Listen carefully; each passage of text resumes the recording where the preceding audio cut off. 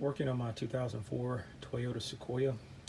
I noticed that there's a few videos out on YouTube specific to replacing the PCV valve on this vehicle, but some of them just didn't go into detail about how the PCV valve, or the location of the PCV valve, and what needed to be done to remove it.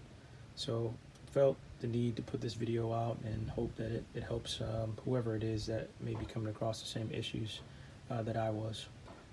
But for those that are familiar with the maintenance on the PCV valve, it's supposed to be replaced every couple thousand miles. I want to say I read online anywhere from maybe about 60 to 80,000 miles.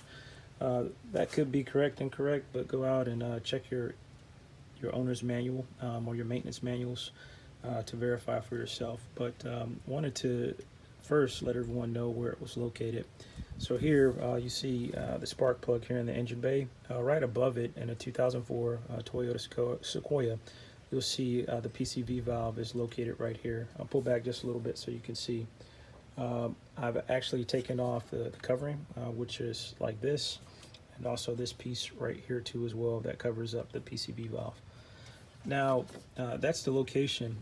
Want to talk a little bit about getting this thing out of here. So this was very difficult for me to remove.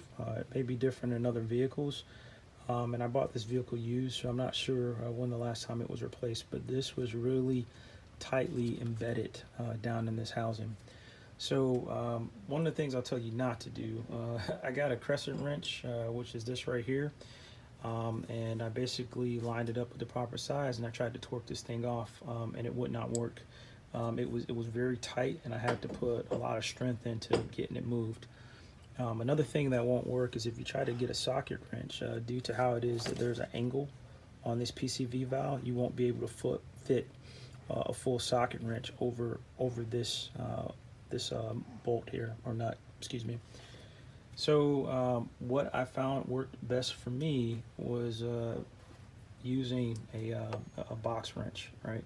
So the box wrench would allow you to navigate this over the plastic head, and it sits down perfectly on the PCV valve's nut.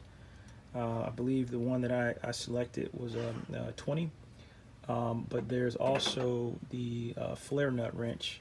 This is not the proper size, but this is something too that allows you to get in that position and get enough leverage to be able to take the PCV valve off. So with that being said, once you're able to get the right amount of leverage and slowly turn this off, you'll see that it's a lot easier to doing it with something like this, opposed to trying to go through the hassle of using something like this. So again, I tried to use this. It was very difficult, very hard, and came across some challenges, but when I got the box wrench and the flare nut wrench, they seem to work a little bit better. I'm going to pull back a little bit so you guys can see where it is that it's located, and it is right there. But again, those were the challenges that I came across with pulling the PCV valve out, and how I was able to navigate around those challenges. I hope this video helps someone.